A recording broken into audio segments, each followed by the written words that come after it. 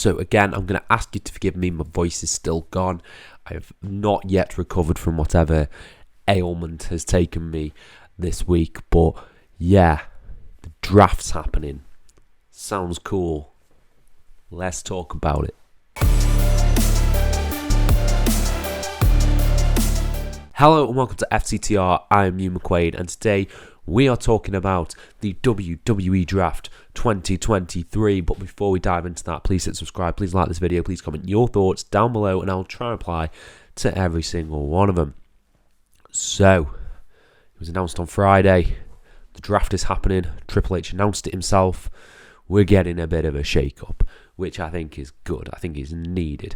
What this means for the championships, what this means for the tag championships, what this means for the brand split, completely up in the air.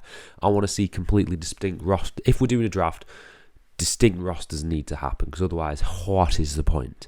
So we've got to separate them brands. Maybe we'll get a new world title. Seems like the only sort of logical thing they can do, because otherwise everyone's just going to be challenging for Roman, in which case there might as well not be a draft. So I think they're going to distinctly split the rosters this time and introduce a new world championship. And these picks that I have got for 5 predictions for the WWE draft, we're going to go into them. We're going to dive into them and see what my brain is coming up with for predictions for the draft. So we've got some to SmackDown and some to Raw, and we'll see where it goes. But yes, the parameters of this prediction is that the brands are completely splitting and we are getting a new world championship. So, shall we just dive into my 5 draft predictions of 2023? Coming in at number 5, we have Bron Breakker to SmackDown. I think, looking at the playing field, I think Bron Breakker will fit better on SmackDown. I think his sort of not necessarily it's not particularly, like, I don't know how to describe it. I just feel SmackDown for Bron Breakker. I get they probably wanted to push him as the big top Raw guy, but I think if you have him as a big pick, you want him going to the A show, which is now SmackDown. You want the Finn Balor effect that happened back in 2016, where they picked Finn Balor from NXT. You want that same kind of response for Bron Breakker. And I think moving him to SmackDown, you could potentially put him into a feud with Roman. You could potentially put him into a feud with Bray, with Bobby, and all these guys who are still milling around on SmackDown, and have that power versus power thing. I think it'd do wonders for Bron Breakker being on SmackDown. And we'll speak a little bit more about that when I dive into another pick, because I don't want to spoil, but it kind of ties into another one that we'll get to. Coming in at number 4 is someone who drastically needs, maybe not a repackage, but a reboot, and that is Karrion Kross moving to Raw. I think moving to Raw and putting some fresh matchups for Karrion Kross, like your Seth Rollins, like Gargano, like, I'm blanking on who's on Raw, Cody. Karrion Kross would be a great feud for Cody following Brock. I think there's a lot of mileage in a new Karrion Kross, because I think they drastically dropped the ball on Karrion Kross. He had that amazing entrance where he beat up Drew on SmackDown. That was great.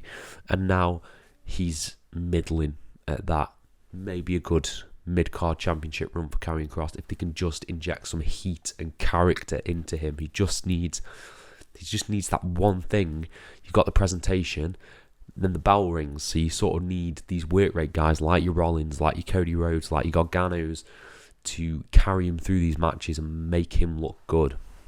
And I think that can be done with Kross. I think he can be a big top heel on the red brand if given the opportunity and booked correctly. So I'm hoping him moving to Raw would really freshen up his act and put him in there with some new opponents who can carry him. Karrion Kross.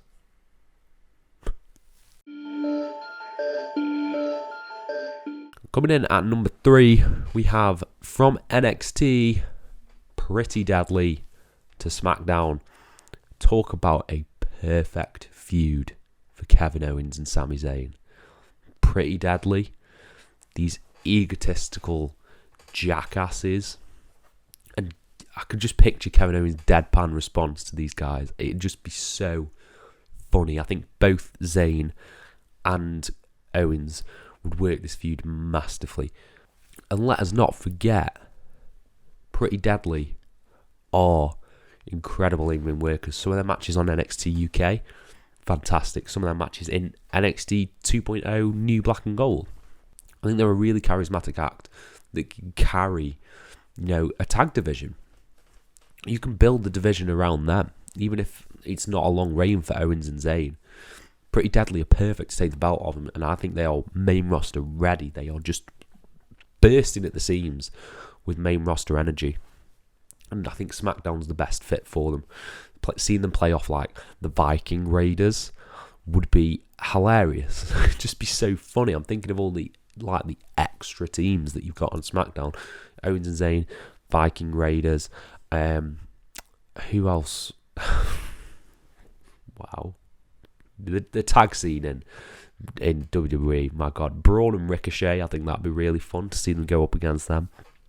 So yeah, Pretty Deadly to SmackDown. Make that one happen. Of all of these, make that one happen. Pretty Deadly already. Coming in at number 2, moving to Raw, Ronda Rousey. Now, there's a lot of good opportunities for Ronda Rousey. I personally, I'm not as you can see in my Ronda Rousey hoodie, I'm not a Ronda Rousey hater. I really love Ronda Rousey's first year in WWE. I absolutely love it. It was one of my favourite times watching wrestling. The second run, she doesn't care. Okay, we get that. But I think this could reinvigorate her moving to Raw. Not only could you restoke the fires of Ronda Rousey, Shayna Baszler, Becky Lynch, and Lita, but I don't think we've had Bianca Belair versus Ronda Rousey.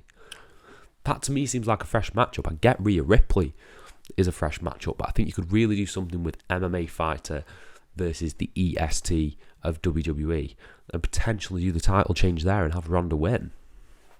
I think that's a really interesting story for Bianca Belair and a really interesting story for Ronda Rousey. Then you can ultimately build it to Shayna versus Ronda, which I think is what we all want. We want that match.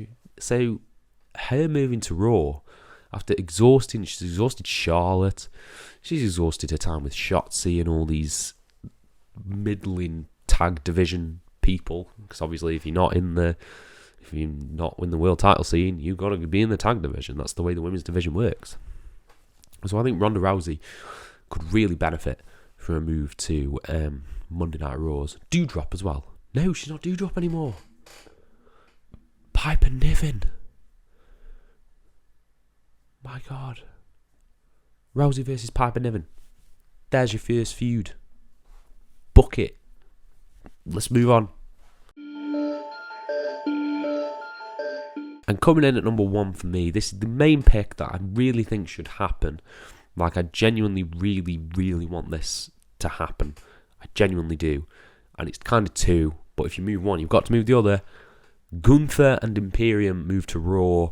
Austin Theory moves to SmackDown. Now, I think this would be really, really interesting. I think there's so many fresh matchups for Gunther on Raw. Cody. Gargano. I'm just going to name the same people I said for Karrion Kross. Seth Rollins. Bobby Lashley's on Raw. I know he was feuding with Bray, but I think he's on Raw. I think. Amos versus Gunther. Give it to us. But Theory as well. Theory moving across to SmackDown and being plonked in sort of the land of the giants. You've got Braun. You've got Bray. You've got potentially Bron Breakker. You've got Roman. You've got all these huge, huge names. I think he could do such a good sort of chicken shit heel. And that would work really, really well in my opinion. Seeing the United States Championship back on SmackDown and the Intercontinental Championship on Raw, I think it's time for a change. They've been on those brands for a long time, I think. Can't remember. I know. So Styles had the US Championship on SmackDown. No, Nakamura had the US Championship on SmackDown. I can't remember when they moved them across. I'll try and find out. But I think they could do with moving across. And I think that way you keep Imperium and Gunther out of Roman's way if he's staying on SmackDown. Because inevitably, you've got to build to War Games of Imperium versus the Bloodline. Surely you've got to do that match. They're the two biggest factions sort of on the main roster, and putting them together in War Games has to be sort of an end game, at least. And Gunther versus Roman should be an end game as well. Whether you pseudo-turn Roman face or pseudo-turn Gunther face. So I think you keep them apart as long as possible, and by plonking Gunther on Raw, you get that, as well as incredibly fresh matchups. And you keep him away from Sheamus and Drew and Ricochet, because it really feels like Gunther has exhausted the roster of SmackDown. And that's the thing with the draft. You don't want to just move a load of people, because it feels like you're just watching the same show with different colours.